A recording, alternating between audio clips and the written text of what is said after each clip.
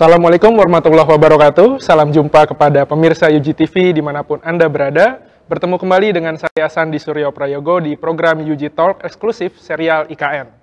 Acara ini dapat disaksikan kembali di YouTube pada kanal UG TV Official. Nah, pemirsa UG TV, tema UG Talk kita kali ini yaitu mengenai tata ruang kawasan EduTown dan desain bangunan cerdas Nusantara. Nah, pada kesempatan kali ini kita sudah kehadiran dua narasumber yang tentunya sudah tidak asing lagi untuk pemirsa UGTV, yaitu yang pertama ada Profesor Dr. Insinyur Budi Hermana MM, yaitu Kepala Bapsi Universitas Gunadarma. Apa kabar, Prof? Baik, Alhamdulillah. Mas Sandi, saya panggil Mas Sandi aja. Ya, aman, Prof. Yang kedua yaitu ada Ibu Dr. Insinyur Pancawati Dewi MT, yaitu Ketua Program Magister Arsitektur Universitas Gunadarma. Apa kabar, Bu? Baik, Alhamdulillah. Baik. Nah, pada kesempatan kali ini kita tadi akan berdiskusi tentang tema utamanya, yaitu tata ruang kawasan EduTown dan juga desain bangunan cerdas Nusantara. Dan di segmen pertama ini kita akan sedikit mengerucut, yaitu lebih ke rencana induk IKN dan tata ruang KIPP. Jadi kita bahas dulu dari sisi terluarnya. Baik. Tentang rencana induk IKN dan juga tata ruang KIPP, ini sebenarnya sudah ada perpresnya yang dikeluarkan, yaitu nomor 62 tahun 2022 tentang tahapan pembangunan. Dan di situ juga disebutkan tentang 3 konsep kota, yaitu Smart City, Forest City, dan juga Spawn City. Nah, mungkin langsung saja kita tanyakan ke narasumber kita, ke Bu Panca dulu. Nah, ini Bu, terkait dengan Smart City, Forest City, dan Spawn City, mungkin bisa dijelaskan apa sih arti dari masing-masing istilah tersebut. Boleh, Bu? Baik, terima kasih Mas Sandi. Kalau secara mendasar konsep Smart City, Spawn City, kemudian Forest City udah sering kita bahas udah kita sering bahas di dalam acara ini juga, gitu kan. Tapi ini nanti kita akan lebih ke arah desain gitu. Jadi memang kalau Forest City tentunya karena kita kontekstual aja ya, desain kita melihat kondisi lingkungan sekitar di mana kawasan IKN Ibu Kota Nusantara ini ada berada di Pulau Kalimantan, yang itu tidak hanya bagian forest yang berguna untuk Indonesia tapi juga dunia, saya rasa, ya kan? Nah, inilah kenapa sehingga desain di IKN itu juga harus menyesuaikan di mana dia berada. Dan sekarang isu-isu masalah global ya, tentang lingkungan yang sudah global warming yang sudah rusak dan sebagainya, gitu kan? Nah, ini juga ada kaitannya dengan yang smart ya, smart spons dan sebagainya, itu di mana kita berlanjutan itu dalam artian bagaimana desain nanti pembangunan di kawasan IKN ini tidak merusak lingkungan. Spawn City karena juga sudah tahu kan Prof bagaimana kondisi topografi air yang sekarang juga sudah mulai ini ya, udah mulai kita kurang dan itu harus dikelola juga gitu ya. Kemudian yang smartnya nanti yang Budi ini ya. Tapi smart di sini nanti saya akan mungkin sedikit menjelaskan tentang istilah cerdas yang tidak harus selalu dikaitkan dengan teknologi. Betul, teknologi tinggi. Kadang-kadang ada praktek-praktek desain yang justru cerdas gitu ya. Karena terkait mungkin saya sedikit juga menambahkan ya terkait tadi yang dikatakan peraturan Presiden nomor 63 ya tahun 2022. Itu kan sebenarnya turunan dari Undang-Undang nomor 3 tahun 2022. Dan mungkin pemirsa tahu persis malah sebenarnya Undang-Undang nomor 3 tahun 2022 itu sudah ada perubahan. Banyak yang belum tahu gitu bahwa itu sudah dirubah menjadi Undang-Undang nomor 21 tahun 2023. Memang ada beberapa pasal yang ditambahkan. Tapi mungkin bukan masalah regulasinya ya. Saya tertarik kenapa kita tadi Smart City, Spawn City, Forest City kan memang sudah banyak dibahas ya di serial-serial IKN sebelumnya gitu ya. Yang menarik nanti hari ini kita akan coba bagaimana konsep Forest City, Smart City, Spawn City itu kan terintegrasi di dalam Persil Gunadarma gitu ya, dengan desain Gunadarma kan gitu ya. Nah, yang sebenarnya kalau dari sisi perencanaan seperti yang tadi disebutkan memang sudah banyak yang dilakukan oleh pemerintah ya. Mungkin sekarang itu kan ini masa-masanya kita menjelang kalau di dalam perincian rencana induk yang Perpres nomor 63 itu mungkin pemirsa mudah-mudahan tidak salah persepsi bahwa pembangunan IKN itu kan jangka panjang ya, sampai 2045 gitu ya. Takutnya ada persepsi bahwa tahapan pertama kan sampai 17 Agustus tahun ini. Seolah-olah itu selesai 100% IKN, padahal kan enggak gitu ya. Betul. Itu kan, ini kadang-kadang di masyarakat pun mungkin perlu kita coba informasikan kembali bahwa di dalam Perpres itu memang diatur ada 5 tahapan. Memang 2 tahun pertama itu 2022 sampai 2024 disebut tahap 1. Yang titik kulminasi untuk tahap 1 adalah direncanakan kan ada upacara 17 Agustus di sana gitu ya. Itu baru tahap 1 hanya 2 tahun. Nah, 20 tahun kemudian sampai 2045 itu dibagi menjadi 4 tahapan berikutnya. Nah, ini yang kadang-kadang kan orang kan nggak sabar nih. Wah, kok ini belum apa-apa loh, kok masih gini gitu kan. Nah, ini karena kan di dalam Perpres itu juga disebutkan bahwa area wilayah IKN kan total 256.000 hektar gitu. Bayangkan membentang dari sisi timur gitu, Selat Makassar sampai Kutai Negara, di selatannya Teluk Balikpapan dan Penajam, di atasnya juga Kutai. Nah, ini kan begitu luasnya gitu lah. Nah, tentu kan ada pentahapan. Nah, nanti akan kita cermati juga nih Bu Panca ya. Ternyata ada kawasan yang namanya kawasan inti pusat pemerintahan. Itu sekitar 6.671 hektar ya. Jadi kalau pemirsa tahu persis bahwa totalnya kan 256.000 itu sampai seluruhnya. Kemudian 56.000 itu disebut kawasan IKN, KIKN. Nah, di antara 56 itu ada 6.671 namanya kawasan inti pusat pemerintahan. Nah, ini sangat apa ya? Ya istilahnya itu intinya ya. Dan alhamdulillah ternyata Gunadarma masuk ke situ gitu, ke intinya itu. Nah, ini yang akan kita coba bedah kawasan inti pusat pemerintah itu dari, kalau istilah itu apa? Rencana detail tata ruang gitu ya? Rencana detail tata Karena ada terminologi, saya juga suka kebalik-balik. Ada wilayah pengembangan WP, ada SWP gitu kan. Kemudian WP itu ada blok-blok, kemudian ada zonasi. Memang di dalam peraturan tadi yang nomor 9, apa yang tentang apa? Maaf bukan, yang RDTR ya, yang apa bicara detail tata ruang KIPP itu nomor 1 ya. Peraturan OIKN ya. Nah ini kan makin ini konsentrasi yang akan kita coba, mudah-mudahan di situ ada, ya mungkin Bu Panca lebih tahu lah bagaimana ada pembagian KIPP itu kan. Tapi gini Prof Budi dan Mas Andi, izin saya menyampaikan, setelah saya mencermati Prof, baik secara peraturan itu ada detail sekali tata ruang, tapi terkait dengan desain Prof, saya agak kaget tapi juga bahagia, sebenarnya bahagia Prof. Terus terang adalah yang pertama begini, saya berterima kasih pada pemerintah dalam hal ini khususnya untuk desain di IKN ini memasukkan arsitektur Nusantara. Arsitektur Nusantara, dan ini sebenarnya tidak mudah Prof. Saya ingin cerita, saya juga bangga sekali dan berterima kasih sekali kepada salah satu guru saya, Profesor Yosep Priyotomo almarhum, karena beliau adalah yang meletakkan tonggak dasar pertama pengetahuan arsitektur Nusantara di sistem pendidikan arsitektur kita. Seperti Mas Andi ketahui bahwa masyarakat kita ini adalah masyarakat lisan, sehingga semua pengetahuannya itu tidak ada yang tekstual tertuliskan. Nah, inilah di dalam sistem pendidikan arsitektur ini selama ini kita lebih banyak didominasi oleh referensi dari barat. Yang belum tentu itu sesuai gitu. Sering disebut apa, tacit knowledge itu ya, yang belum tertulisan, belum terstruktur dibuat ada gitu di mitos, ada di dongeng, ada di Nah, alhamdulillahnya beberapa tahun terakhir ini program S2, S3 teman-teman kita sudah mulai banyak yang menggali pengetahuan arsitektur Nusantara ini. Dan salah satu yang diperjuangkan oleh almarhum Prof. Yosep itu sampai beliau tahun 2015 diberi penghargaan Sehat Lencana Kebudayaan karena itu. Memperjuangkan arsitektur Nusantara untuk nanti bisa menjadi tuan rumah di negeri sendiri, sejajar dengan arsitektur-arsitektur yang selalu kita acu gitu, jadikan referensi. Bahkan ini memang masih menjadi PR kami di pendidikan arsitektur di Indonesia, karena memang secara kuantitas gitu ya, pengetahuan ini masih sedikit dibelajarkan. Alhamdulillah banyak sekali yang nanti kita bisa lihat, dan itu juga untuk teman-teman profesional pertama dari sisi akademis ataupun keilmuan kita coba kembangkan di Gunadarma ya, di S1 arsitekturnya, di S2 magister arsitekturnya, dan juga dalam konteks pembangunan IKN akan coba kita terapkan gitu ya, karena konteks bahwa kenapa harus ada mengadopsi arsitektur Nusantara ini pasti relevan juga dengan satu dari 3 tujuan pembangunan IKN kan sebagai simbol identitas nasional kan gitu ya.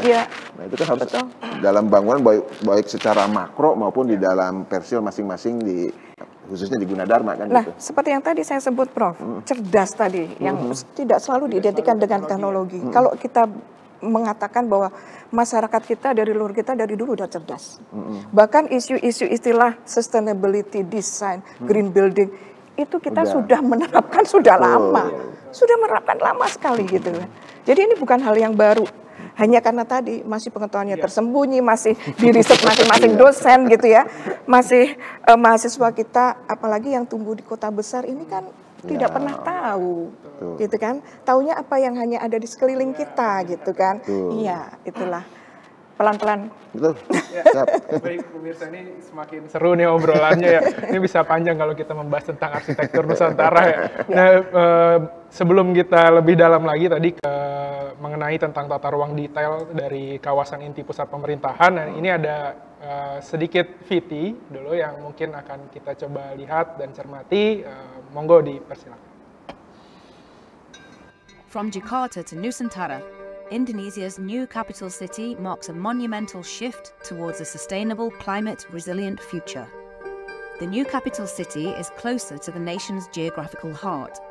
This relocation aims to forge an equitable landscape accessible to all citizens and regions across the archipelago. Nusantara's development symbolizes an important milestone in the national transformation towards a modern and advanced Indonesia. Reflecting national identity, Nusantara commits to being a smart, sustainable, net-zero forest city. It will set the benchmark for other cities in the country, spearheading initiatives to enhance and safeguard the environment through comprehensive restoration and steadfast preservation efforts. Nusantara plays a pivotal role in Indonesia's climate goals and will aim to achieve net zero emissions by 2045, 15 years ahead of the 2060 national target, embodying a harmonious blend of urban development and natural environment as a city in the forest with a forest in the city. To meet its ambitious targets, Nusantara requires a robust framework of policies and actions encapsulated within the Nusantara Net Zero strategies, serving as Indonesia's subnational climate action implementation plan. These strategies delineate 3 distinct emissions reduction scenarios. First, the business as usual. Second, the master plan scenario, aimed at achieving a reduction of 1.1 million tonnes of CO2 emissions below BAU by 2045.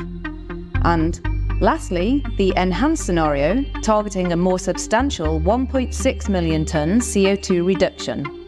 The Nusantara Net Zero strategy meticulously outlines specific actions and approaches to achieve the net zero goal through tangible efforts, delving into crucial sectors such as forestry and other land use, energy, waste management, industrial processes and production use, construction, and agriculture.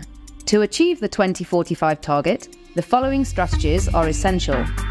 Within the Folu sector, Nusantara's forests will be expanded to encompass 65% of the total land area. This requires dedicated conservation, rehabilitation, and forest expansion efforts. As a result, emissions in Nusantara could potentially decrease by approximately 1.7 to 1.9 million tonnes of CO2 by 2045. In the energy sector, emissions are anticipated to peak by 2028, then steeply decline by 2030 before reaching net zero by 2045. Energy supply will transition from mixed fossil fuels and renewables to 100% renewables by 2028. The construction of renewable energy sources will commence by 2024 with a 50 megawatt solar power plant. In the master plan scenario, electric vehicles will serve 100% of transport needs by 2040. The IPPU and construction sector aims to limit emissions by adopting low-carbon building materials and design. If Nusantara continues with traditional cement and building practices, emissions could reach around 0.9 million tonnes of CO2 by 2045. However, employing the latest low-carbon technology in cement production could reduce emissions to 0.5 million tonnes of CO2 by the same year.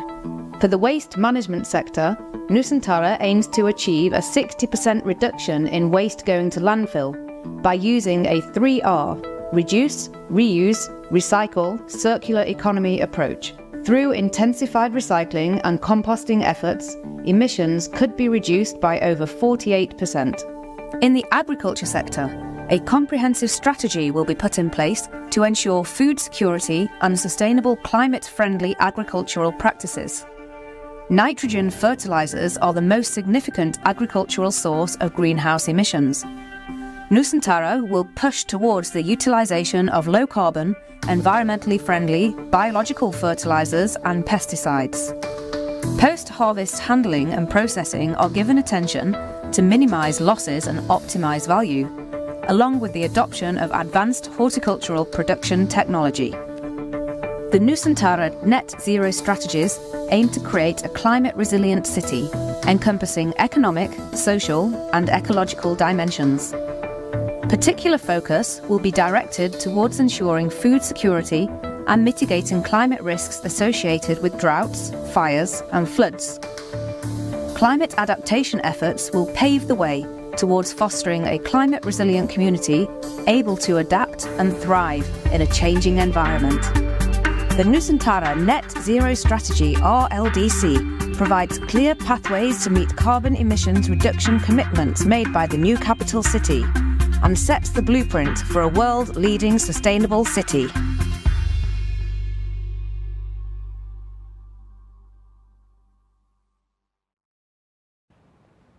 Baik pemirsa UGTV, barusan kita menyaksikan tayangan terkait dengan Net Zero Strategy. Nah, mungkin coba kita tanyakan dulu lagi ke Bu Panca nih. Dari tadi sering sekali disebutkan di VT-nya tentang Net Zero Strategy. Disebutkan banyak sekali bagaimana langkah-langkah untuk mengurangi karbonnya dari berbagai sektor gitu. Nah, namun kurang disinggungkan apa sih itu Net Zero Strategy di situ. Nah, mungkin di sini pemirsa UGTV nantinya bingung nih. Monggo Bu Panca. Baik. Terima kasih Mas Andi, tapi saya tidak akan berteori aja ya. Lebih ke arah praktis saja. Baik, betul. Baik, isu-isu tadi memang adalah isu-isu global yang sedang kita hadapi semua ya. Tidak hanya di Indonesia gitu kan. Dan sepertinya ini di kawasan IKN yang sedang desainnya dipersiapkan gitu, itu memang ingin menjawab dari masalah-masalah isu itu tadi. Bagaimana ikut memperbaiki ya. Memang kita tidak mungkin ya, artinya ada pembangunan pasti juga akan ada dampak-dampak terhadap lingkungan. Tapi bagaimana kita meminimalisasi gitu kerusakan lingkungan itu sendiri. Yang pertama kalau kita lihat adalah alam yang ada di kawasan di Kalimantan Timur ya Prof ya. Ternyata itu ini agak berbeda dengan ibu kota negara-negara lain ya yang baru gitu, yang biasanya adalah di lahan yang datar, kemudian modernitas atau modernitinya yang di ini. Kita memilih malah di tengah hutan. Makanya ini Forest City. Benar dari nol gitu. Nah, yang saya lihat di sini adalah yang pertama adalah topografi. Ternyata di sana Mas, sangat terjal ya Prof ya. Terjal gitu, memang hutan ya, dan hutannya memang bukan hutan yang landai, itu terjal. Nah, bagaimana di sana di dalam panduan itu sudah sangat jelas sekali. Yang pertama contoh paling gampang lah, desain ini harus menyesuaikan, gitu. Kita harus hati-hati sekali gitu di dalam merencanakan ini, sehingga kalau kita lihat istilahnya ya, kalau di arsitektur itu cut and fill-nya harus diminimalkan. Kemudian yang berikutnya saya masih ingat kita pernah membahas Prof di acara ini juga bagaimana aksesibilitas pejalan kaki, jalur pejalan kaki itu menjadi sangat penting. Karena di sana memang itu yang diutamakan. Dan memang nantinya akan tentunya transportasi publik yang akan lebih prioritaskan ya, sehingga jalur-jalur pejalan kaki otomatis itu akan pasti mengurangi alur kendaraan. Dan di sini yang menarik Mas Sandi, di dalam pedoman desain itu ya Prof ya, saya juga berterima kasih dengan teman-teman yang di urban design sudah menyiapkan segala sesuatunya dengan baik sekali. Kita ini juga harus menyediakan akses gitu ya. Akses publik itu melintasi kawasan kita. Karena memang harus sedekat mungkin gitu aksesnya kan. Gitu. Ya kalau nggak perlu muter nggak usah muter kan gitu kan. Kalau nggak perlu muter nggak usah muter gitu. Itu topografi itu, dan kita lihat tadi gambarannya landscaping-nya, pertamanan, ya kita harus kembali lagi gitu loh. Kalau memang itu terpaksa nanti ada pembangunan, kita harus mengganti lahan yang kita ini ya, baik itu nanti di lantai di rooftop, di garden gitu kan. Nah ini juga diatur. Kemudian yang tadi saya katakan tentang prinsip-prinsip arsitektur Nusantara, Mas. Ada yang menarik buat saya di sana, di panduan itu adalah arsitektur Nusantara itu hampir memang tidak semua identik dengan rumah panggung berkolong. Itu dipertahankan. Sehingga karena memang ini Prof Budi, masyarakat di Indonesia atau Nusantara itu aktivitas lebih banyak itu sebenarnya bisa dilakukan di luar ruangan. Tidak, kalau tidak perlu di dalam ruangan, kenapa harus kita masuk ke dalam ruangan gitu ya. Sehingga ini pun kalau kita lihat di sana juga di lantai bawah itu digunakan untuk aktivitas.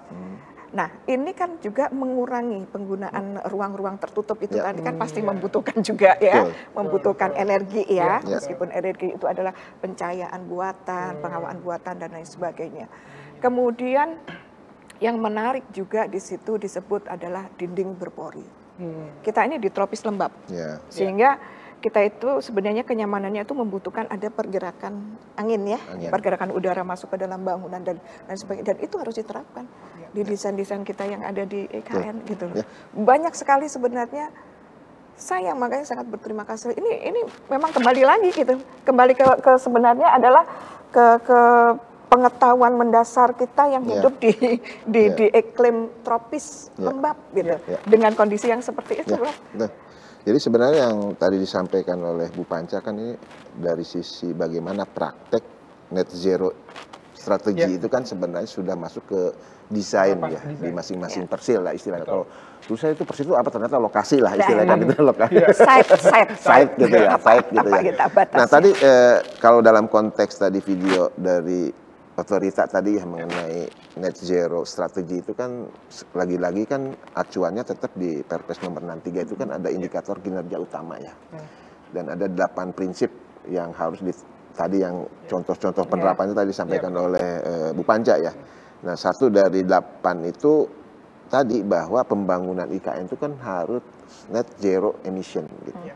Dan ada 3 indikator di situ tuh. Nah, tadi beberapa praktik sudah disampaikan Bu Panca 3 indikator utama untuk net zero emission. Yang pertama adalah kebutuhan energi di IKN itu harus 100% terpenuhi oleh energi terbarukan. Ini lahannya Pak Sandi ini, Om Sandi gitu kan.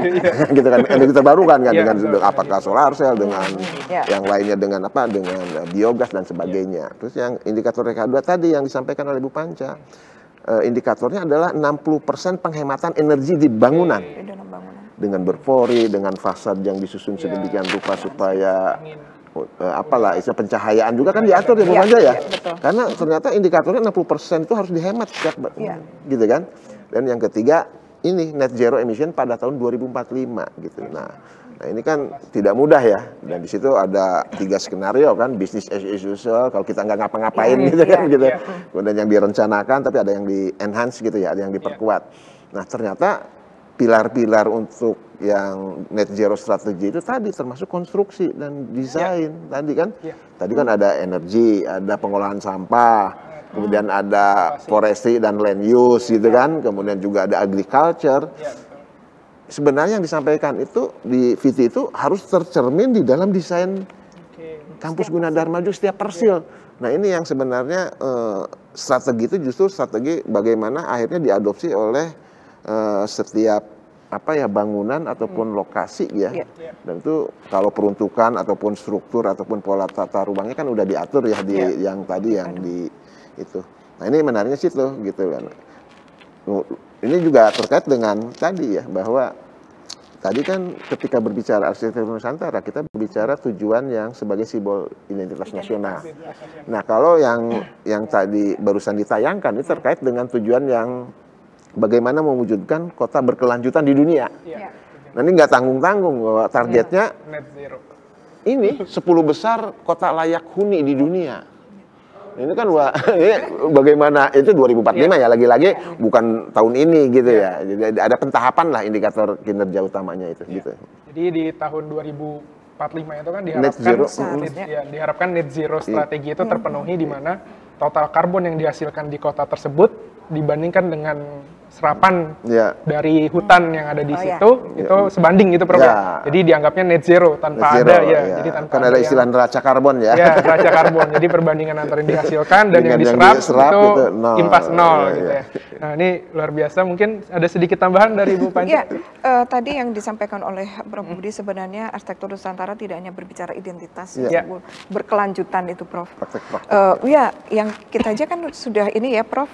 Kalau di dalam arahan desain ya, kalau kita mau meletakkan bangunan di sebuah landscape, kita harus mengganti kan, ya kan.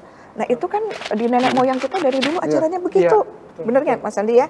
Jadi kalau kita mau menebang pohon harus memang sudah berumur ya, layak di itu dan harus diganti, bahkan menggantinya juga harus lebih banyak kan, gitu karena butuh waktu untuk tumbuh ini, gitu kan, malah butuh hari baik ya. Itu kan artinya adalah bagaimana supaya tidak sewenang-wenang ya, semena-mena untuk mengeksploitasi lah, katakan seperti itu. Betul. Kemudian tadi juga dari Bu Panca sempat disampaikan ini menarik tentang efisiensi untuk transportasi ya Bu. Ini jadi apa ya? Saya baru nangkepnya sekarang. Ternyata di kota-kota maju itu kenapa antara stasiun dan rute-rutenya itu hampir tidak ada yang beririsan. Itu dengan tujuan untuk efisiensi energi sehingga karbon yang dihasilkan juga jauh lebih kecil dibandingkan kalau harus muter-muter ya. Kayak itu kan di dalam DPR itu disebutkan ada TOD ya istilahnya kan, Transit Oriented Development. Ada beberapa lokasi yang memang menjadi kawasan TOD ya, yang saling terhubung gitu. Nanti kita sambung bahas di segmen berikutnya. Baik, pemirsa IGTV ini obrolannya semakin seru ya. Jadi sebelum kita masuk ke segmen 2, sepertinya kita harus jeda dulu sejenak, kita saksikan tayangan berikut ini.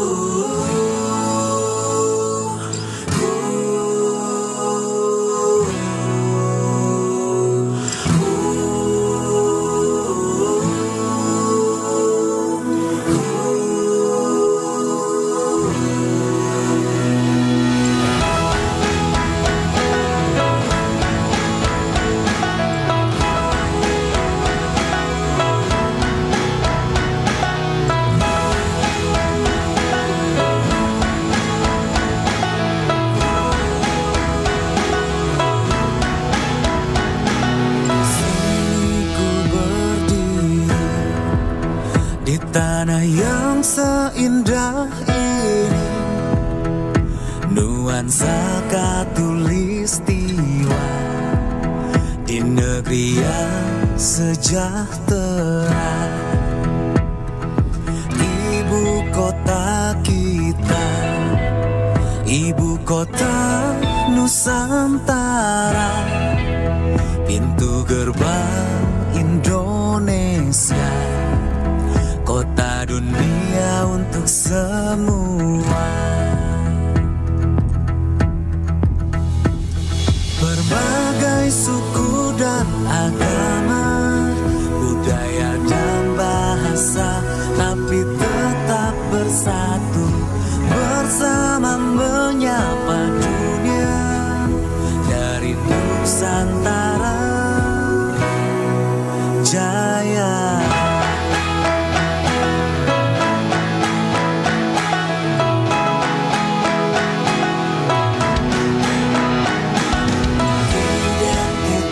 Nasional, kota yang selaras dengan alam, penggerak ekonomi masa depan, kota dunia untuk semua. Berbagai suku dan agama, budaya dan bahasa, tapi tetap bersatu, bersama menyapa dunia dari Nusantara Jaya.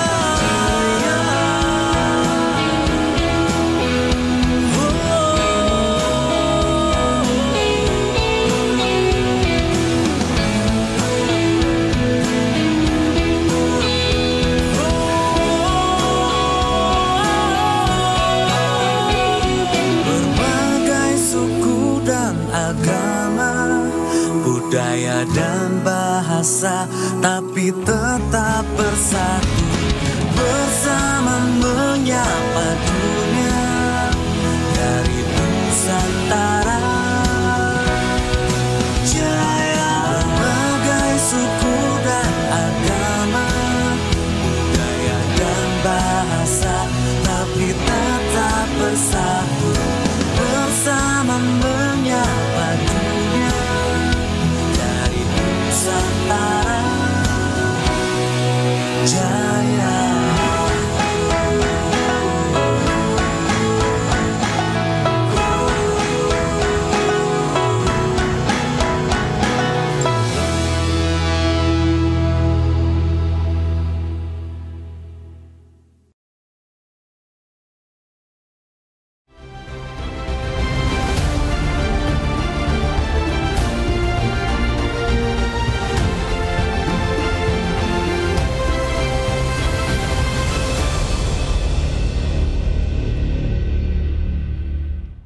Baik, terima kasih kepada pemirsa IGTV yang masih setia menyaksikan.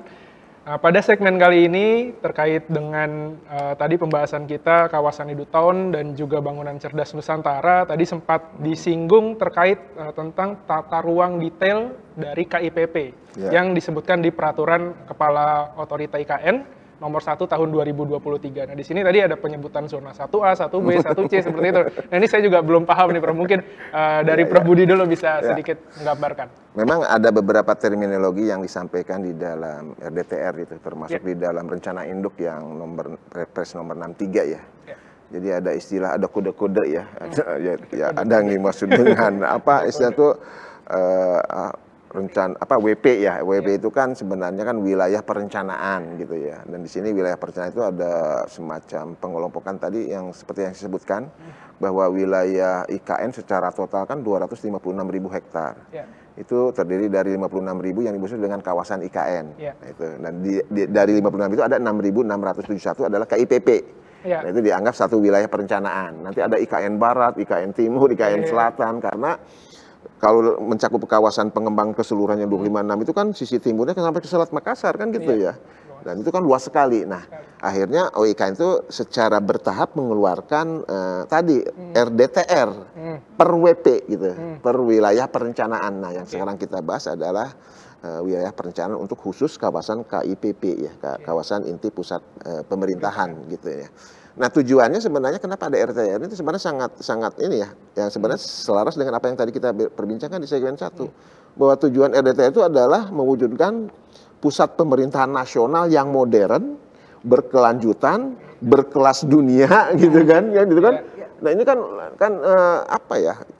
Bukan berat gitu ya, tetapi intinya kan menjadi penyemangat ya, menjadi sebuah tantangan gitu loh. Sehingga KIPP ini yang terdiri dari sebenarnya ada SWP 1A gitu ya, ada 1B, 1C.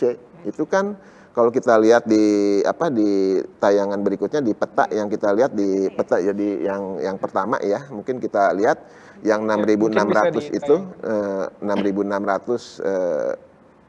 tayangan ini kan zona itu kan kalau dari atas ke bawah ini KIPP itu kan yang itu ya. Nah, itu 1A itu kan yang ada istana presiden, wakil presiden, sumbu kebangsaan, itu kan sekitar 2.800 hektaran lah. Baru ke bawahnya itu 1B, nah di situ Gunadarma itu ya, itu adalah 2.000 hektaran, itu adalah untuk sektor pendidikan dan pemerintahan. Baru yang paling bawah di situ ada training centernya PSSI, pernah lihat nggak? Mampir nggak? Kan dekat-dekat dengan kita gitu kan. Itu 1C ya, itu sekitar 1.700 hektar, sehingga totalnya 6.600. Nah, di dalam 1B itu ada yang namanya kawasan Edutown. Nah, dan disitulah kawasan Edutown. Universitas Gunadarma hadir sebagai perguruan tinggi yang pertama masuk ke jadi udah langsung ke jantungnya, karena kawasan inti pusatnya 1B. Kalau 1A kan memang untuk istana presiden, wakil presiden, ya gitu kan, ada suku bangsaan. Nah, soal bagaimana konsep Edutown dan di mana Gunadarma hadir di situ dari sisi rancangan atau desainnya mungkin bisa dilanjutkan Bu Panca gitu. Baik, mungkin sebelum dijelaskan lagi nih oleh Bu Panca, kita coba dulu saksikan VT-nya kali Bu ya. Atau ini dulu ya? Atau mau coba ini dulu? Oh boleh, Dulu aja monggo ya. Bu. Biar penasaran nanti pemirsa. Bagaimana konsep-konsepnya atau konsepnya iya. dulu ya. Baik, terima kasih Prof Budi melanjutkan. Ini yang dimaksud tadi Prof Budi bahwa ini adalah kompleks Edutown ya, dan kita ada di bagian ini Prof, di hook ya Mas ya, di ujung atas itu, di paling atas itu, dan sebenarnya luar biasa ini kita dapat persil ini, karena yang kita lihat buletan itu merah di dalam itu adalah pusat landmark ya, pusat taman, pusat komunitas nanti yang ada di situ. Nah, kemudian ini jadi persilnya kita, Universitas Gunadarma itu termasuk dalam area prioritas sub BP Education gitu Prof ya. Dan kalau kita lihat ini Prof, yang hasil kita kemarin sudah melakukan pengukuran topografi, yang ini tadi sempat saya singgung juga Mas Hendy bahwa luar biasa ternyata ini kan konturnya cukup ini juga ya, menantang juga gitu. Kemudian dan yang ternyata kita ini juga bersebelahan dengan sungai ya, embung ya Prof ya, di situ yang itu semakin menarik ya kalau buat arsitek katakan seperti itu. Karena kan salah satu prinsipnya juga tadi ya selaras dengan alam, nggak boleh nebang pohon pun harus lapor. Kan itu ya.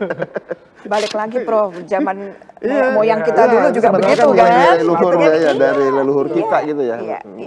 Nah, kalau kita lihat lebih lanjut ini adalah di persil kita. Jadi kita ada di ujung, di hook, kita ada dua jalan, nanti jalan yang cukup besar di situ, kemudian yang hijau itu adalah taman komunitas, dan yang biru itu adalah sebenarnya embung sungai, persis kita bersebelahan di situ Mas. Ini kita harus memberikan akses pada publik untuk mereka bisa masuk ke dalam, ini yang saya sampaikan tadi. Terus kemudian kalau dilihat yang orange itu Mas, itu adalah garis sesar non-aktif ya. Jadi memang meskipun di Kalimantan juga untuk kegempaan itu tidak aktif ya, tapi tetap ada garis sesar yang non aktif di sana yang harus menjadi perhatian di dalam perencanaan desain ya, dan kebetulan ini juga melewati ya. Terus kemudian tadi Prof Budi menyampaikan bahwa kita beruntung ya Prof berada di zona 1B ini masih dekat lah dengan yang di kawasan pemerintahan. Di ujung hook ini kalau kita tarik sumbu imajiner gitu, akses itu kita ke Istana Negara Prof. Ke Istana Negara. Dan itu kemudian, kalau kita posisinya itu kan sebelah kanan ya. Jadi kalau kita pas groundbreaking nanti persis kita lihat itu, Prof. kan kanan ya. Persis itu, aksis itu Prof. Betul. Hanya memang di sini karena seperti yang saya sampaikan tadi, konturnya sangat berbukit-bukit ya, berbukit-bukit sehingga kemarin kita sempat melakukan drone kan juga Prof. Saya minta untuk melihat jarak pandang dari posisi itu berapa meter sih kira-kira kita bisa ke arah sana, dan memang kemungkinan memang tinggi juga Mas. Kita harus nanti tinggi kita bisa memanfaatkan rooftopnya itu ya. Mudah-mudahan dapat. Sebenarnya kalau dari ini kita boleh diskusi ya, bukan aja ya. Ini mungkin pemirsa pun ataupun Mas Ani malah mungkin belum tahu gitu ya, bahwa dalam perencanaan kita kan betul-betul perjalanan itu kan di nomor 1 kan ya. Iya, itu tadi. Jadi setiap persis itu kan nggak boleh ada pagar. Iya. Gitu kan? Bahkan jalan setapak buat publik pun itu harus nyambung dengan jalan setapak tetangga gitu kan. Betul. Bahkan ada yang istilah itu elevated walkway ya, yang ke atas pun di juga atas harus pun nyambung ke atas. Jadi seolah kan memang jadi satu kawasan yang tidak tersekat gitu ya. Dan yang justru yang menantang adalah landscape-nya pun kan berarti kan harus disesuaikan, betul nggak? Jangan sampai ngedrop gitu lah. Misalnya ini mohon maaf itu kan ada embung tuh ya, betul. Di belakang Persil Gunadarma. Tapi kan di sebelahnya pun ada wilayah lain, itu kan landscape dan tanamannya pun harus diselaraskan kan gitu ya supaya. Yang ini Prof, dan yang tadi yang sempat kita singgung Mas untuk zero strategi tadi ya, dalam artian sirkulasi di sini tidak hanya kita harus menggabungkan batas persil kita dengan tetangga Prof, tapi kita memberikan juga akses jalan tembus gitu kan, melewati kawasan kita. Kalau mau menuju ke lahan sebelah misalnya, seperti juga malah itu lewat. Nah inilah nanti bagaimana desain ini kita harus mengatur mana wilayah publik, mana wilayah yang private katakan seperti itu. Kita atur itu semua gitu kan. Nanti sama Pak Sandi untuk private pakai face recognition gitu kan. Harus ada autentifikasi lah gitu kan. Tapi kalau yang di outdoor ataupun sebagian yang fasilitas umumnya kan boleh dimanfaatkan oleh publik gitu kan. Dan ini nanti memang harus banyak fasilitas-fasilitas ya, taman-taman di dalam dan fasilitas lainnya harus bisa dimanfaatkan oleh publik. Nah ini kan berbeda kan dengan desain-desain kita selama ini gitu ya. Termasuk yang ini kan ada panduan juga ya bahwa ada sesar non-aktif yang melintas di itu yang di tengah yang orange kita gitu ya. Di situ kan tidak boleh ada struktur bangunan yang apalah istilah kan itu ya, sehingga dihindarkan lah Prof untuk bangunan, kalaupun ada itu hanya sebatas ya, tidak bangunan masif dan harus memperhitungkan strukturnya terhadap kegempaan. Jadi bisa untuk taman, bisa rekreasi, tapi bisa buat outdoor ini ya, ngajar di luar juga, amphitheater bisa ya? Itu aktivitas kita itu sebenarnya kan tidak harus di dalam ruangan gitu loh. Banyak kegiatan-kegiatan yang bisa dilakukan di luar ya. Itu berbeda dengan negara 4 musim ya Mas ya. Mereka kalau pas musim dingin, musim panas sekali kan nggak mungkin mereka berada di luar. Kita enggak lah. Gitu kan. Kita masih nyaman-nyaman aja seharusnya. Baik, kemudian nah ini adalah tadi yang harus menjawab tadi kan untuk UG Bike Station, kemudian kita juga harus mempertimbangkan titik-titik ini ya, titik-titik kumpul emergency point dan lain sebagainya. Nah kemudian yang menarik di sini ini salah satu juga Prof strategi kita untuk mengolah bagaimana air itu tidak langsung kemudian karena ini kan topografinya sangat terjal Mas. Kita harus mengatur ini. Air itu tidak langsung mengalir, apalagi mengalir keluar dari persil kita kan, Prof. Kita harus zero ini sebenarnya kan kemarin ya disampaikan. Sehingga di dalam itu kita membuat retensi-retensi gitu. Kemudian juga ada pengolahan dan kita juga ada embung tadi ya. Bagaimana ini sangat detail sekali dan ini sangat menarik gitu, Prof. Menurut saya. Bagaimana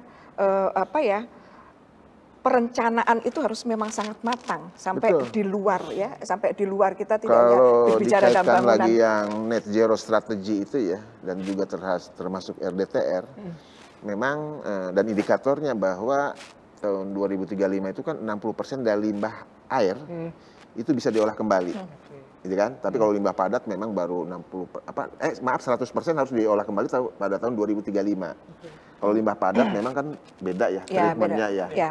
Nah, kalau kita kan lebih banyak kan limbah rumah tangga lah kalau dulu istilahnya gitu ya, dari kamar mandi gitu ya. Sehingga Bu Panca pun kalau saya lihat kan ada namanya itu kan STP ya ataupun IPAL lah kalau bahasa Indonesianya, instalasi pengolahan limbah. Ya, IPAL yang sederhana kalau STP yang kemarin akan terintegrasi treatment plan gitu kan. Dipusatkan. Nah, ini harus mandiri kan gitu ya. Nah ini di dalam RDTR pun disebutkan bahwa retention pond itu harus menjadi tanggung jawab masing-masing persil dan untuk diolah kembali. Ini kadang agak terabaikan menurut saya, Prof, hal-hal seperti ini.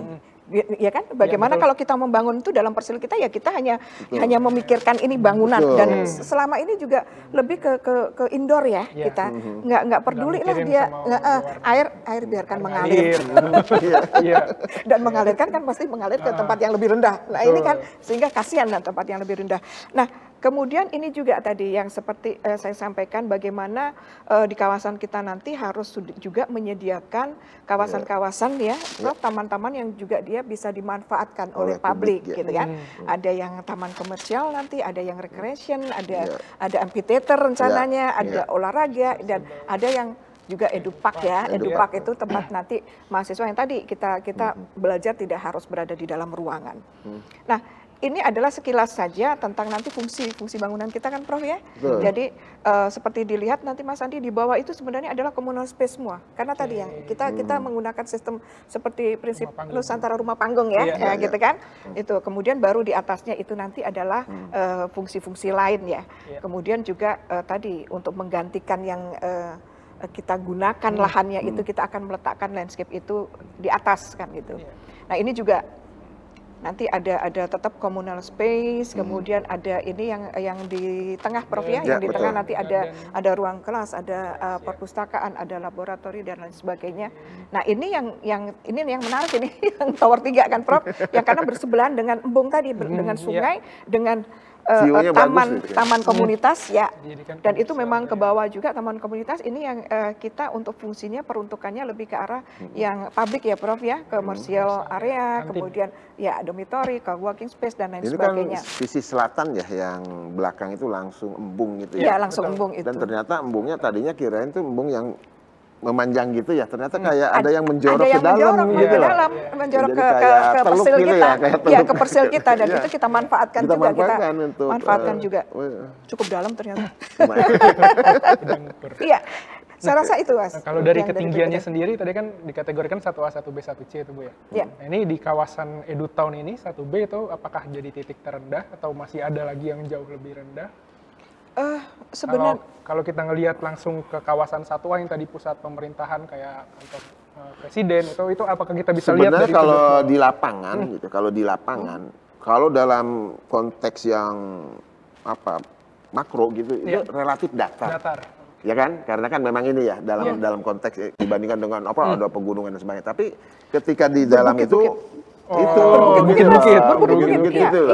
Itu kan menantang gitu ya. Di satu sisi kan prinsipnya kan membangun itu kan harus selaras dengan alam.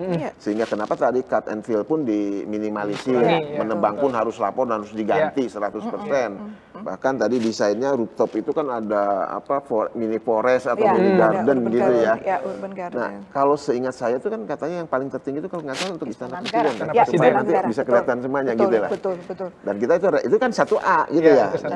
Relatif dekat lah. Kalau saya lihat Prof, yang nanti mungkin bisa disaksikan di drone juga, itu berbukit-bukit Mas. Berbukit-bukit gini. Jadi antara yang persil kita ini sebenarnya kalau kita lihat, kita meletakkan 3 tower ini itu di area yang relatif paling tinggi karena itu yang datar. Paling tinggi itu datar, gitu kan. Sehingga ke jalan ataupun ke tetangga itu ada kontur, dan sepertinya ke tetangga yang sebelah itu lebih turun lagi gitu loh. Lebih turun lagi gitu. Ke belakang makin turun karena adanya embung gitu ya. Tapi di tengah itu kayak cembung gitu ya, mungkin yang yang di blok 2 bukan itu, di masa bangunan yang kedua ya itu paling atas bukan? Relatif ya sedikit dibandingkan dengan yang depan sama yang belakang gitu ya. Dibandingkan yang depan ya. Jadi inilah yang bagaimana kita menyesuaikan desain ini gitu dengan kondisi lingkungan setempat, dan ini menjadi lebih menarik menurut saya. Gitu. Seru. Nah baik, mungkin pemirsa UTV juga penasaran nih ya Bu ya. Kita coba dulu saksikan, nanti di situ kan ada cuplikan-cuplikan terkait dengan desain yang mungkin sudah dibuat oleh Universitas Gunadarma untuk kampus yang di IKN. Nah baik pemirsa, mungkin kita coba saksikan dulu VT berikut ini, yaitu VT konsep desain kampus Universitas Gunadarma IKN.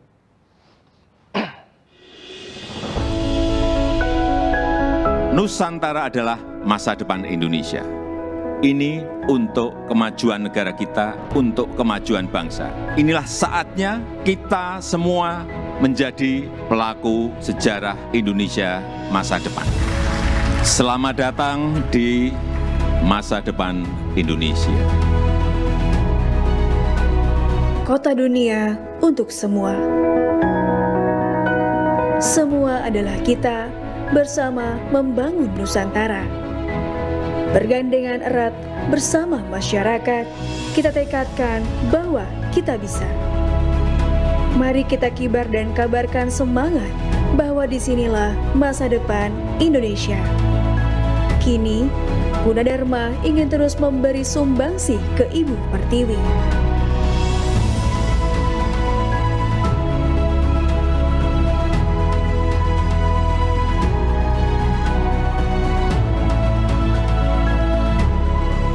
Program Doktor Internasional akan hadir di sini.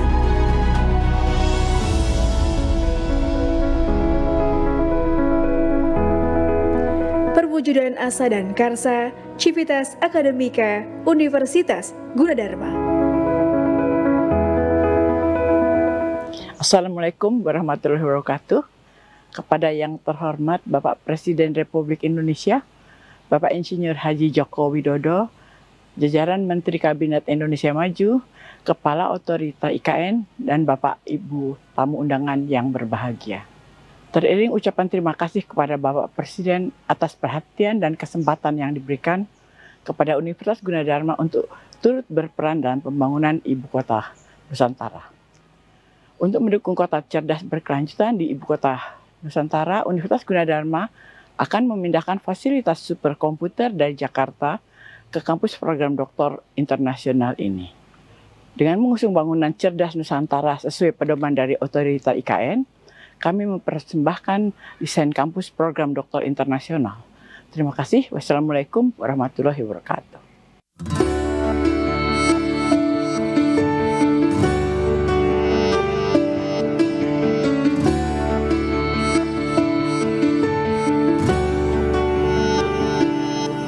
Di kampus ini aku bahagia, berbagi cerita penuh makna, bersama dalam menuntut ilmu. Di Gunadarma kita telah bertemu. Jadilah diriku mahasiswamu, ku berikan yang terbaik untukmu. Gapai mimpi dan baktikan dharmaku, Gunadarma untuk Indonesia. Satu dalam masa warnai dunia, raihlah semua angan dan cita-cita, berjalan bersama dalam satu cinta. Gunadarma untuk Indonesia selamanya.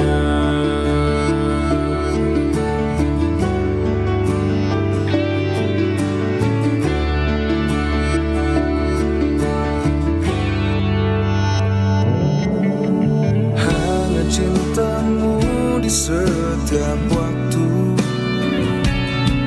kan ku ingat sepanjang hidupku.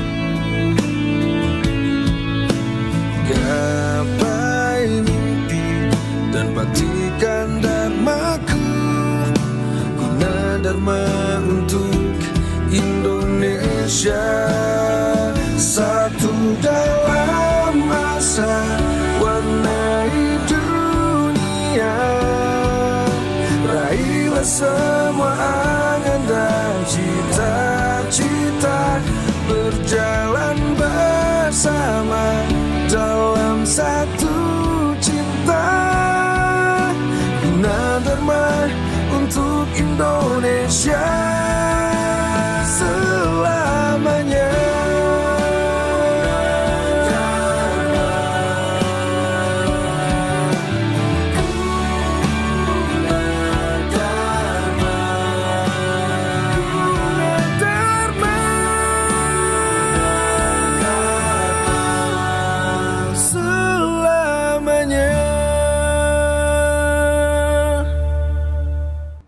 Baik, barusan kita menyaksikan VT dari desain kampus Gunadarma yang berada di KIPP, Prof ya? Di IKN, di KIPP-nya. Nah ini mungkin tadi saya lihat itu luar biasa nih, bangunannya hijau semuanya ya. Hijau, terus ada bangunan pertama tadi yang bentuknya spiral, Ibu ya? Ada bangunan pertama spiral, terus bangunan kedua yang posisinya lebih tinggi tadi kalau ngelihat dari konturnya. Sedikit lebih tinggi, kemudian bangunan terakhir yang dekat dengan umbung air, bangunan ketiga. Nah, gitu. Nah, di sini mungkin Prof Budi bisa menceritakan tentang desain yang... Ya, memang perlu disampaikan juga lah, kenapa kita sudah ada desain awal. Karena memang untuk menuju ke IKN, apalagi di kawasan yang sangat strategis ya, di KIPP, itu kan tidak sembarangan bahwa perancang itu kan harus mengadopsi berbagai peraturan yang tadi kita bahas di segmen yang pertama gitu ya. termasuk konsep Eduton pun ada paket-paket informasi. Jadi kita itu betul-betul sudah diarahkan ya relatif detail lah. Ya sampai nanti udah ketahuan ada sesar nonaktif, di situ harus ada apa, bahwa titik stasiun bis itu di mana, gitu kan? Itu udah ada arahannya gitu ya. Dan tentu karena ini desain itu harus comply terhadap peraturan dan juga pedoman, itu ada proses yang namanya kurasi ya Bu Panca ya. Jadi tadi itu sebenarnya kita sampaikan ke Pak Ridwan Kamil. Jadi memang, dan alhamdulillah ya kita sekali kurasi langsung lulus ya. Walaupun ada catatan, tapi kan udah biasa ya kalau kita sidang kan lulus dengan catatan. Tapi alhamdulillah. 2 kali ketemu ya, kurasi pertama. Dan sebagainya, alhamdulillah. Jadi animasi tadi, video tadi adalah bagian dari dokumen yang memang harus kita sampaikan ke OIKN khususnya dalam proses kurasi, termasuk konsep-konsep yang mengadopsi berbagai peraturan tadi gitu lah. Sehingga secara visual, tapi ini kan baru apa ya? Istilahnya Bu Panca, ini kan baru desain awal. Desain awal yang dan kadang-kadang kan yang namanya itu kan bergerak sesuai dengan perkembangan terutama topografi, Prof. Waktu itu kita belum ada pengukurannya. Jadi kita tuh sebelum ada topografi, sebelum ada soil test, kita coba berangan-angan, bermimpi gitu kan, dalam artian bagaimana Bu Panca dan teman-teman itu membedah pedoman bangunan cerdas Nusantara khususnya ya, yang surat edaran dari Kepala OIKN nomor 9 kalau tidak salah ya, bangunan cerdas Nusantara itu memang pagar-pagarnya ataupun panduannya itu sangat jelas gitu, termasuk dari yang khusus persil gitu. Jadi mungkin saya bisa menambahkan Mas Sandi. Jadi yang disampaikan tadi itu kan yang ditayangkan pada saat kita groundbreaking ya, Prof ya. Pak Jokowi hadir ya pada waktu itu. Dan itu memang desain awal. Waktu itu kita melakukan untuk pemetaannya itu by tracing dengan data-data yang sudah disampaikan oleh OIKN. Nah, kemudian setelah itu, setelah kita ada asistensi awal, kemudian juga prakurasi ya Prof, waktu itu ya, prakurasi. Setelah itu kita ada kesempatan untuk melakukan pengukuran topografi dan ternyata sebenarnya yang saya perhatikan itu ya ketika Pak Jokowi hadir dan kita sampaikan konsep desain kampus perguruan tinggi pertama masuk ke IKN, itu kan Pak Ridwan Kamil juga hadir gitu ya. Betul. Ingat nggak itu pas di belakang saya gitu ya. Saya nggak ketemu. Jadi artinya bahwa proses kurasi pun memang tidak mudah ya. Tetapi dengan seperti yang tadi disampaikan oleh Bu Panca ya, dengan diiringi lagu Gunadarma untuk Indonesia, 2 minggu yang lalu ya kita kurasi itu ya, kalau tidak salah ya. Ya kan? Alhamdulillah Pak Ridwan Kamilnya bahwa desain Gunadarma tidak perlu lagi ketemu saya, artinya dan di dalam berita acara itu disampaikan bahwa desain kampus Gunadarma di IKN itu sudah lulus gitu ya. Alhamdulillah. Alhamdulillah. Tinggal bagaimana nanti mendetailkan karena udah masuk kan informasi topografi, soil test, bahkan nanti setelah kurasi itu kita akan coba mengurus PBG ya, persetujuan bangunan gedung gitu. Nah ini yang tadi seperti ditampilkan gitu. Nah untuk tahapan-tahapannya sendiri nih Prof, mungkin dari awal sampai saat ini itu seberapa lama sih Prof Gunadarma melakukan perancangan, desain, gitu. Terus hitungannya hari lah. Hari. Luar biasa. Tapi begini ya, yang saya sangat luar biasa juga ke pemerintah ya dan otorita ya. Kita pernah mengajukan ya, kan setiap tahapan itu kan harus persetujuan. Sekarang kan misalnya nanti kita bahas di segmen berikutnya, misalnya ada pemagaran, ada direksi KIT. Kita kan minta kita minta akan bangun ini, akan melakukan ini gitu ya. Pagi ngirim surat, siang udah dibalas. Gitu kan? Responnya cepat ya. Jadi cepat betul. Bahkan yang mungkin pemirsa tuh Pak, itu kan di persil kita dipasangin itu CCTV. Itu bukan untuk mau apa ya, hal yang negatif, bukan. Untuk monitoring, untuk keamanan, tapi juga sekaligus ini setelah groundbreaking ini Gunadarma gercep nggak sih gitu kan gitu lah. Nah ini makanya Bu Panca mungkin tiap minggu kita rapat dan tentunya untuk merespon berbagai hal-hal yang terkait dengan desain gitu. Dan cepat Pak ya Prof ya. Dan selama ini kita juga masih sering koordinasi kan ya. Karena terkait dengan desain ini kan kita pasti ada infrastruktur, kemarin kita barusan juga rapat koordinasi terkait infrastruktur dan lain sebagainya. Bukan hanya di sana, tiba-tiba tim topografi berangkat, tim soil test berangkat. Sekarang tim magerin nanti yang 2,45 hektar itu kan dipagarin sekelilingnya ya. Udah jalan ya. Jalan. Nanti kita bisa lihat di pagarin untuk tahap pembangunan maksudnya Prof. Untuk pembangunan, bukan untuk permanen, bukan untuk permanen karena tadi kan konsepnya tanpa pagar. Baik. Makin seru nih nanti di segmen berikutnya kita akan mencoba membahas tentang progres pembangunan kampus Universitas Gunadarma di IKN. Namun sebelum ke segmen berikutnya, sepertinya kita harus jeda dulu sejenak, kita saksikan tayangan berikut ini.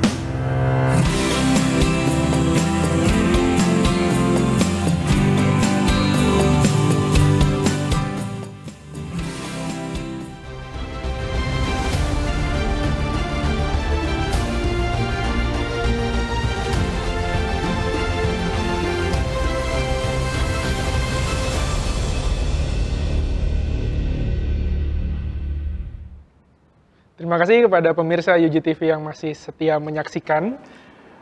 Pada segmen kita kali ini di UG Talk seri IKN, kita akan membahas tentang progres pembangunan kampus Universitas Gunadarma IKN. Nah, ini di segmen ketiga ini, kita akan fokus bertanya mungkin ya ke narasumber terkait bagaimana perkembangan saat ini. Gitu. Atau mungkin bahkan tahapannya sampai hingga saat ini Universitas Gunadarma membangun kampus tadi di wilayah KIPP zona 1B ya, itu di kawasan Edu Town. Gitu. Nah ini mungkin langsung saja ke Prof. Budi dulu. Ya. Prof. Budi mungkin bisa diceritakan untuk saat ini bagaimana terkait dengan progres pembangunan kampus Universitas Gunadarma di IKN. Ya, terima kasih Mas Andi. Ini terkait dengan tadi di akhir segmen 3 kita kan harus cepat merespon ya. Karena tahapan pertama pembangunan IKN untuk itu kan 2 tahun pertama itu kan tahun ini ya, 17 Agustus ya. Dan logis juga bagaimana OIKN kan mengharapkan para, dulu kan istilahnya investor ya, ya kan? Bagaimana IKN itu kan menjadi magnet para untuk investasi ya, termasuk Gunadarma. Memang Gunadarma dari awal termasuk yang paling cepat merespon kebijakan pemindahan ibu kota ya, termasuk dengan serial IKN ini kan tak terasa udah hampir 2 tahun ya. Lebih 2 tahun, kan? Lebih. Jadi saya masih ingat ya sebelum Perpres yang tadi kita bahas belum terbit itu kita sudah membuat serial IKN gitu ya. Dan itu kan luar biasa gitu ya. Baru setelah itu kan ketika udah ada peraturan presiden tentang investasi pendanaan, memang prosesnya cukup panjang Mas Andi ya. Karena kalau tidak salah itu ada 6 tahapan lah. Karena kan bagaimana Gunadarmanya, profilnya dan sebagainya itu kan memang harus ditelaah ya, sehingga akhirnya kita termasuk alhamdulillah sebagai investor pelopor ya, yang akhirnya mengikuti groundbreaking. Nah untuk menyiapkan groundbreaking kan tidak mudah juga gitu ya, karena kan ada beberapa hal yang harus kita siapkan terlebih dahulu ya, setelah kita akhirnya mendapatkan SK lahan gitu ya, dan itu ada pengaturan tersendiri lah hak atas tanah itu kan gitu ya. Tapi kalau terkaitnya akhirnya kita sudah groundbreaking gitu ya. Dan itu kalau tidak salah groundbreaking yang ke-6 ya. Kalau nggak salah ke-6 keseluruhan ya. Ada rombongan-rombongan ya, ada beberapa periode itu gitu kan 4 periode Juni ke-6 ya. 4 Juni. Nah, sekarang kita kan sudah Juli gitu ya. Ya. Dalam kurun waktu 1 bulan gitu lebih itu ya, ternyata sudah banyak yang kita lakukan ya. Kita masih ingat groundbreaking yang tadinya masih hutan harus kita land clearing dulu, buatin dan sebagainya, nanti kita lihat. Nah setelah itu juga Pak Bupanca dan kawan-kawan sudah harus mendesain tanpa ada informasi di lapangan dulu untuk kebutuhan groundbreaking gitu kan. Karena kan yang tadi kan ditayangkan di depan Pak Presiden ya, dan kita belum punya informasi tentang batas-batas, topografi dan sebagainya. Tapi masih belum detail, masih umum gitu loh. Nah baru setelah itu, setelah groundbreakingnya ternyata kita langsung topografi, kirim orang ke sana, soil test, kirim orang. Kemudian ternyata kan selama pembangunan itu kan memang harus ditutup ya. Akhirnya kita pagar temporer gitu ya. Akhirnya kita dengan 2,45 hektar itu keliling itu kan harus kita pagar. Belum lagi kalau kita pembangunan disiapkan, insya Allah setelah tahapan 1 selesai dari 17 Agustus kita pun mulai membangun gedung yang di masa pertama ya. Nah itu kan harus ada kantor proyeknya ya. Kalau istilah Bu Panca namanya kan direksi kit gitu kan. Ya, di situ kan tempat kita rapat ataupun evaluasi dan sebagainya. Secara umum ya progres seperti itu gitu. Dan memang hitungan hari gitu. Dan semuanya memang by approval ya. Kita minta air, kita minta listrik gitu. Kita mau mungkin ada nebang pohon karena memang dalam desainnya Bu Panca site plan-nya itu memang untuk bangunan dan sebagainya. Ternyata kondisinya sekarang ada pohon. Jadi pun harus lapor gitu ya. Dan itu alhamdulillah kita cepat merespon dan mereka pun cepat approval-nya gitu ya. Dan itu sejauh ini secara umum seperti itu. Oke. Mungkin dari Bu Panca ingin menambahkan Bu terkait dengan berikutnya atau langkah tercepat kita atau langkah awal kita saat ini itu prosesnya seperti apa? Baik. Seperti yang tadi sudah kita sempat sampaikan bahwa kita memang sudah lolos di kurasi pertama ya, kurasi pertama. Jadi ada beberapa tahap Mas kalau kita desain ya. Ada asistensi dulu yang pertama sebelum groundbreaking ya. Kemudian prakurasi, waktu itu kita belum mendapatkan data detail terutama terkait dengan kontur ya, topografinya. Pada waktu prakurasi itu kita dapat juga arahan yang cukup jelas gitu, arahan atau panduan di dalam desain itu. Kemudian kemarin ya Prof ya seminggu 2 minggu yang lalu kalau nggak salah kita kurasi 1 dengan sudah menyesuaikan tadi ternyata ada perubahan topografi dan di sini akhirnya ada beberapa tadi yang perbedaan dengan di tayangan yang sebelumnya ya yang dianimasi ya pada waktu groundbreaking terutama ternyata kita ada lahan yang cukup ini Prof yang di tower 1 itu ternyata ada lahan yang rendah gitu ya hampir dengan jalan ya sisi timur betul sisi timur jalan ya dengan jalan dan itu alhamdulillah malah pas banget kita itu dekat dengan halte Bos dengan halte kan jadi itu kita jadikan akses masuk untuk pejalan kaki ke dalam kawasan kita gitu ya ke dalam bangunan kita karena memang ini tadi bangunan kita ini kan harus sinergi dengan lingkungan sekitar dengan alur pejalan kaki yang ada di pinggir-pinggir jalan itu. Sementara topografi kita, kontur kita ini sebenarnya relatif sebagian besar itu lebih tinggi dari jalan gitu loh. Ini juga harus ada kiat-kiat sendiri ya, bagaimana supaya bangunan kita harus terkoneksi langsung gitu ya. Jadi di bagian depan sisi utara itu bahwa itu lebih tinggi daripada jalan. Tapi di belakang itu ada sungai, tapi di sisi kanan gitu kan jalan juga ternyata ada yang rata gitu, tapi juga berkontur. Ya cukup menantang ya. Iya, cukup menantang dari gitu. Sisi desain itu. Ya, dari sisi desain bagaimana kita ya ini sekali lagi Mas yang menurut saya adalah luar biasa desain yang sekarang di sini karena kita tidak berpikir sendiri selama ini di kampus nih sering mereview punya mahasiswa kadang gitu selalu berpandangan itu adalah yang kita bangun ya yang hanya di persil kita gitu kan. Kalaupun ada jalan ya udah kasih jalan masuk aja lah bagaimana caranya. Tapi di sini enggak bisa harus terkoneksi harus fasilitas kita juga bisa digunakan untuk publik. Kawasan kita juga ada kita menyediakan akses-akses tembus untuk ke persil yang lain gitu. Apalagi kalau dilihat tadi kan kita punya landmark punya taman di dalam nih gitu loh. Itu posisi tamannya di sebelah mana? Di dalam yang tadi embung sungai itu Mas itu terus lurus ke dalam gitu ya di belakang gitu ya, relatif di atas yang sesar nonaktif itu kan jadi ruang publik gitu ya jadi ruang publik kan bisa membayangkan ya berarti di sana itu nanti akan banyak sekali orang yang akan menuju berkumpul ke sana gitu loh makanya yang di tower 3 ini kita memang peruntukan untuk lahan yang lebih publik lah katakan seperti itu. Nah kalau progres ke depan kita sedang menyiapkan PBG yang Prof ya selain memang revisi setelah sidang kurasi pertama kita kembali menyesuaikan Mas sudah mulai hitungin struktur katakan seperti itu dan detail untuk fungsi ruangnya harus bagaimana kita sudah menyiapkan untuk revisi dan kita sedang menyiapkan PBG karena sebentar lagi kalau itu istilahnya IMB sekarang itu PBG persetujuan bangunan gedung harapannya dalam waktu dekat ya Prof untuk yang tower 1 itu bisa segera karena bisa kita pelaksanaan pembangunan baik luar biasa nih seru sekali nih Bu kalau ngomongin tentang pembangunan di gedung di IKN. Nah baik pemirsa JTV mungkin dari tadi kan disebutkan kalau kita sudah melakukan groundbreaking di sebelumnya juga ada VT itu VT yang diputar saat kita sedang groundbreaking dan disaksikan langsung oleh Bapak Presiden Joko Widodo.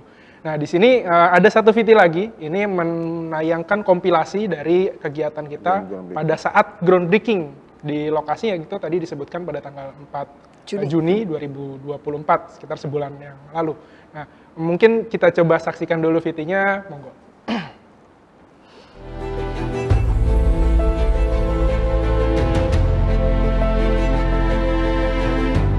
Pada hari ini kita dapat berkumpul bersama dalam rangka upacara groundbreaking kampus program Doktor Internasional Universitas Gunadarma yang terletak di Ibu Kota Nusantara. Dan dengan mengucap Bismillahirrahmanirrahim, pada sore hari ini peletakan batu pertama groundbreaking kampus program Doktor Internasional Universitas Gunadarma secara resmi saya nyatakan dimulai.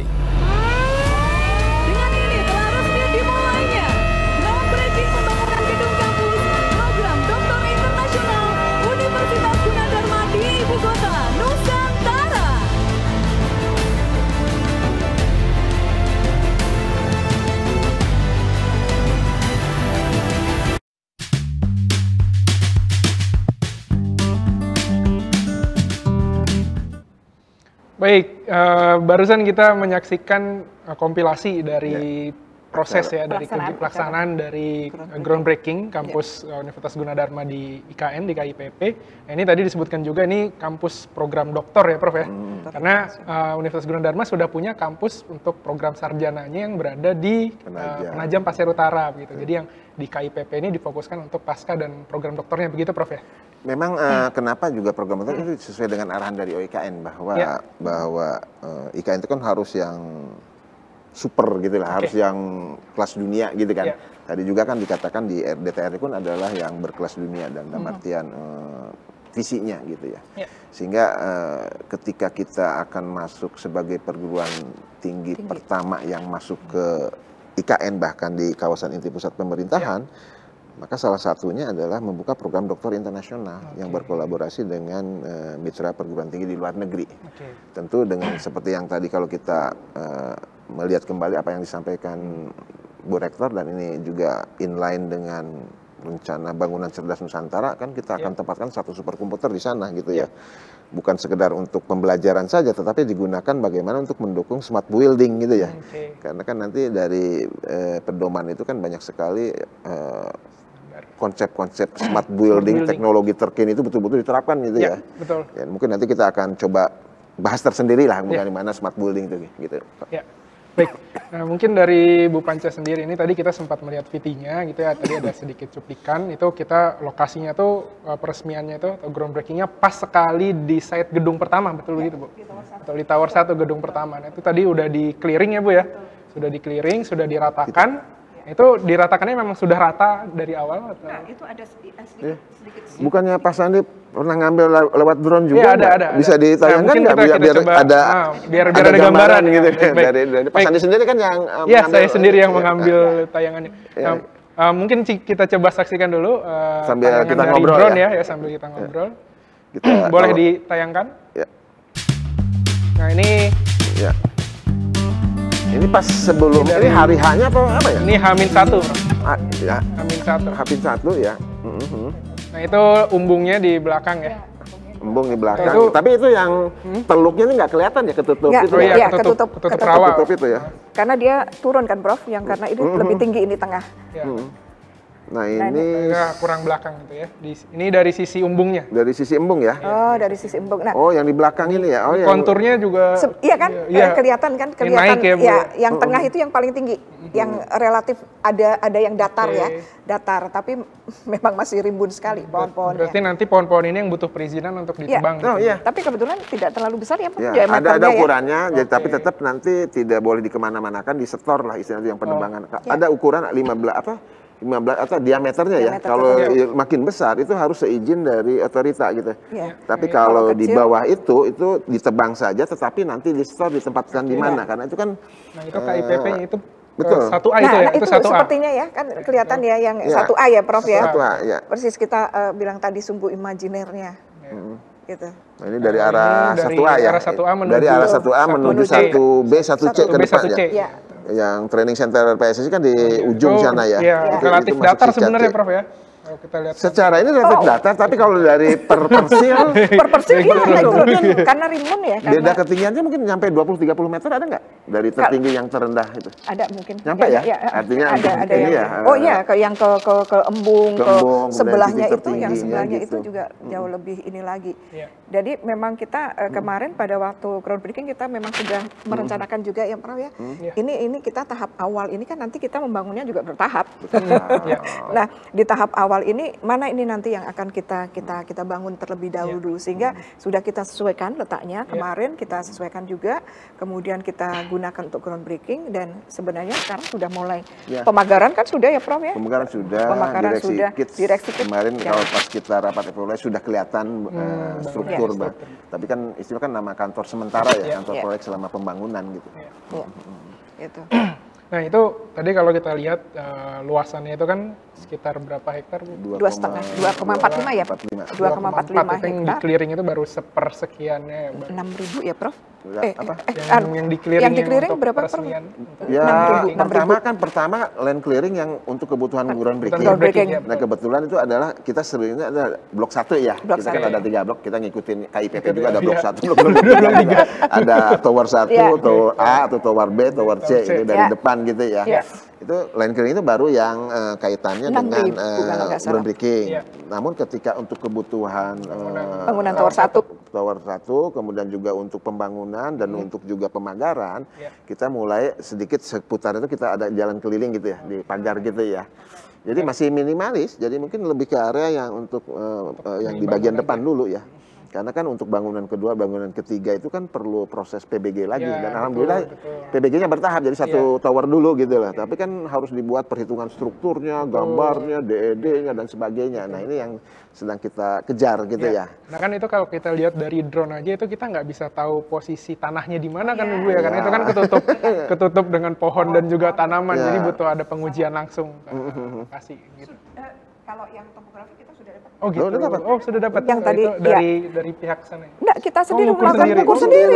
Ya, seminggu ya kalau nggak salah. Ya, seminggu. Tes Makanya kalau dari drone nggak kelihatan teluknya itu ya, teluk artian teluk maksudnya yang menjorok ke dalam itu embung itu ternyata cukup menjorok loh itu. Cukup menjorok. Mungkin 20-30 meter. Dan dalam juga loh ternyata embungnya. Jadi enak kalau di belakang itu kita lihat kayak ada perairan, jadi nggak langsung ke embungnya gitu. Dan itu yang sisi belakang itu, yang tower 3 yang tadi ada embungnya itu, kita ada sumbu yang ke taman di dalam itu tadi, Mas, taman kota yang landmarknya dari kawasan.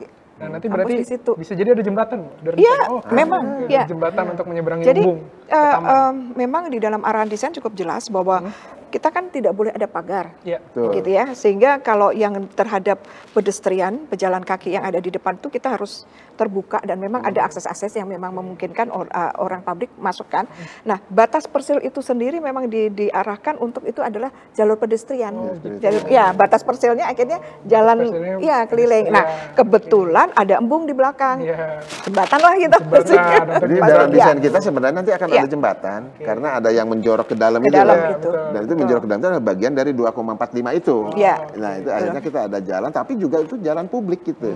Jalan publik. Sambil ya untuk rekreasi sambil jalan-jalan seputar kampus. Dan nanti justru di dalam yang revisi desain kita, Prof, itu nanti di dekat embung yang menjorok ke dalam itu nanti kan ada kita amphitheater ya, ada stage gitu ya untuk olahraga, untuk ya pentas-pentas lah, itu juga bisa dimanfaatkan oleh masyarakat. Luar biasa. Ini menarik sekali ini Kak, apalagi membayangkan kalau nanti sudah jadi. Luar biasa. Ya memang sangat seperti tadi memang banyak yang harus kita kerjakan ya, tetapi seperti yang Bu Panca katakan ya memang ini sebuah tantangan ya. Kan nanti Mas Andi pun akan merasakan lah, artinya tantangan itu kan adrenalin kita itu kan mencari mau digital twin lah apalah yang smart building karena kan ketika presentasi pun itu kan selain animasi, selain side plan, selain potongan tapak dan sebagainya, itu kan ada yang tadi sebagian disampaikan oleh Bu Panca namanya narasi konsep gitu. Nah, narasi konsep itu betul-betul kita menerapkan yang pedoman bangunan cerdas Nusantara itu ya, yang ada 8 prinsip atau apa gitu ya. Yang ada adaptability, ada yang multifungsi, ada yang efisien gitu kan. Sehingga bagaimana Bu Panca dan teman-teman yang dari sisi arsitektur setiap merancang satu lokasi ya, satu amphitheater, ada ruang, itu juga harus multifungsi, kemudian harus adaptif terhadap perubahan iklim. Kenapa nanti desain bahkan bahan-bahannya pun harus kan harus ada selain memang yang hemat energi juga kita memanfaatkan material lokal. Dan kemarin kan kita sudah punya pengalaman ya Prof ya di yang di bangunan di Penajam ya gitu untuk membuat atau inovasi dikit lah Prof yang batanya di sana kan agak apa ya istilahnya orang Jawa bilang gampang ini ya gampang tergerus ya kalau kena air segala macam. Malah di segmen 1 kan ditayangkan yang tadi net zero strategi ya. Kan salah satu yang yang kita coba benahi sehingga nanti zero emission itu kan konstruksi ya. Sempat tadi disampaikan juga tentang penggunaan semen yang lebih ramah lingkungan. Ya kan ada ya. Bahan bangunan pun yang bagaimana tentu akan berusaha tidak membuat emisi karbon tadi gitu ya. Jadi artinya ya sampai sejauh itu. Bahkan saya masih ingat ya pas kurasi pun selain masalah estetika ya. Penggunaan bahannya pun juga harus disampaikan gitu ya, materialnya, bukan hanya warna ataupun keindahan aja gitu. Warnanya harus warna-warna alam ya yang kita pakai, gitu kan? Sehingga memang di sini porosity-nya nanti dapat Mas. Selain kita akhirnya kalau bisa mempertahankan ataupun memang menyediakan lahan-lahan landscape-nya itu agak-agak kelihatan banget kan, itu warna-warnanya juga warna alam, jadi sembunyi, nggak usah terlalu menonjol lah bangunan itu kan. Kita pakai warna-warna batu misalnya, abu-abu, warna kayu, coklat dan sebagainya, itu warna-warna memang yang disarankan, dan memang ini sejalan dengan bagaimana kita ini sebenarnya harmonisasi dengan lingkungan sekitar. Jadi harus dominan pohonnya harus tinggi-tinggi gitu. Iya, kalau tadi kita lihat bangunannya itu warnanya warna kecoklatan ya Bu. Iya, cenderung kecoklatan. Terus ada banyak tanaman merambatnya. Gitu ya. Nah ini kalau saya lihat berarti kan di target pertama itu untuk kampus, untuk zona kampus itu tadi di blok pertama yaitu di Tower 1. Betul. Itu prioritasnya kan itu Bu ya, targetnya di situ. Nah ini kira-kira target, apakah ada target dari pemerintah atau kita sendiri yang menargetkan untuk? Sebenarnya kalau dalam, kan kita tuh sering ada rapat ya, konsultasi, bahkan istilah itu di Monef ya. Memang kita di dalam planning kita dan namanya perencanaan itu setelah 17 Agustus mudah-mudahan sebelum itu kan PBG terbit gitu ya, sehingga pembangunan bisa berjalan. Kemudian gedung pertama ini kan kaitannya dengan penggunaan dengan program dokter ya. Ya mudah-mudahan di akhir tahun lah struktur dan sebagainya kan bisa selesai ya. Untuk Tower 1 itu kan hanya 5 lantai kalau tidak salah. Yang Tower 1 kan karena memang konsentrasi di Tower 1 dulu. Nah sehingga kita anggap kalau memang itu akan digunakan tahun akademik, kalau kita istilahnya itu kan tahun depan kan udah siap gitu ya. Dan tentu juga harus ada peraturan perundangan terkait dengan pembukaan program dokter dan sebagainya. Tapi insya Allah bahwa otorita IKN kan punya kewenangan ya, bagaimana memutuskan perizinan dan sebagainya termasuk untuk perguruan tinggi gitu ya. Dan tentu selaras dengan peraturan perundangan tentang pembukaan prodi. Kalau dalam perencanaan memang program dokter internasional harus segera buka gitu. Ya mungkin dalam 6 bulan ini Agustus, September, Oktober itu struktur beda ya. Kalau yang di bangunan yang Tower 22 itu kan lebih tinggi ya. Tapi yang untuk Tower 1 itu kan strukturnya juga harus detail. Yang berbentuk lingkaran gitu. Itu ya mudah-mudahan akan segera dibangun itu setelah hari kemerdekaan. Nah ini berarti kan targetnya harapannya itu di semester di tahun ajaran depan ya Prof ya. Tahun ajaran depan harapannya sudah bisa beroperasi begitu ya. Ya termasuk nanti smart buildingnya, superkomputernya juga betul. Nanti kita bahas lah mengenai bagaimana smart buildingnya ya, karena kan betul-betul kalau beroperasi tahun depan kan dari sisi prinsip-prinsip bangunan cerdas, bangunan green buildingnya juga harus lolos sertifikasi juga kan gitu ya. BGH itu ya, bangunan gedung hijau itu kan juga ada proses surat layak fungsi ya. Layak fungsi. Berarti seluruh sistem kendali gedungnya juga ada di pusat gedung pertama. Oh iya. Gitu ya. Direncanakan begitu. Ya? Nanti kan kita lihat karena kan memang gedung 1 dulu yang kita Tower 1 dulu yang kita bangun ya, memang akan semua teknologi di situ dulu kan gitu. Karena gedung Tower 2 dan kita kan masih hutan kan gitu ya. Iya betul. Bertahap gitu lah itu pembangunan strategi. Oke, mungkin ke Bu Panca lagi. Nah, tadi kalau kita lihat gambarnya itu bentuknya spiral tuh Bu ya. Nah itu 5 lantai, saya tadi bingung ngitungnya itu 5 lantai. Kadang kan spiral ya. Sebenarnya gini, kalau memang yang satu prinsip arsitektur Nusantara yang kita tujuannya adalah untuk meminimalkan hemat energi ya, ruang dalam itu supaya tidak terlalu besar membutuhkan nanti pencahayaan buatan, penghawaan buatan dan lain sebagainya. kebetulan kita ini dapat yang sisi panjangnya itu ke arah timur gitu ya. Jadi ini sebenarnya paparan sinar matahari jadi untuk sebenarnya agak kontradiksi ya Prof ya. Kan itu pasti akan panas kan gitu kan, dan panas itu akan memberikan kita harus ada upaya lain teknologi untuk memberikan kenyamanan. Nah, itu memang kita usahakan selasar di sekeliling bangunan itu selasar. Jadi ruangnya itu di dalam gitu. Karena selasar pun kita kan nggak perlu ber-AC kan kalau jalanannya itu selasar pada waktu kegiatan masuk. Bahkan yang di rooftopnya itu kan kita desain di situ kan ada solar panel, kemudian ada mini garden atau mini forest gitu ya, tapi bisa ruang baca. Itu bisa dimanfaatkan oleh ruang publik loh itu. Iya, betul. Sehingga saya masih ingat dengan Pak Ridwan Kamil mengatakan tuh harus tematik tuh yang di atas itu kan gitu ya. Kan dan itu salah satu masukannya gitu loh. Jadi fungsi di atas itu supaya orang tergerak untuk muter gitu ya. Karena ada target di atas itu sesuatu yang menarik itu gitu. Itu Prof yang tadi harapannya bisa melihat betul. Sumbunya ke sana. Sumbunya ke zona 1A. Ya, baik pemirsa IGTV ini sepertinya masih bisa panjang lagi obrolannya kalau kita bahas itu desain gedungnya, ya, Bu Panca. Nah, namun sepertinya kita harus sudahi dulu karena kita sudah sampai di penghujung acara. Baik pemirsa IGTV, kita sudah sampai tadi di ujung acara UG Talk eksklusif serial IKN kali ini. Dan semoga apa yang telah disampaikan oleh narasumber dapat bermanfaat dan menambah hasanah keilmuan kita semua.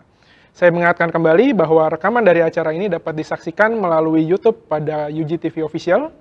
Sehat selalu dan semoga kita dapat berjumpa kembali di acara UG Talk pada episode berikutnya. Saya Sandi Suryo Prayogo beserta narasumber dan juga segenap kru yang bertugas mengucapkan terima kasih dan mohon izin untuk undur diri. Wassalamualaikum warahmatullahi wabarakatuh.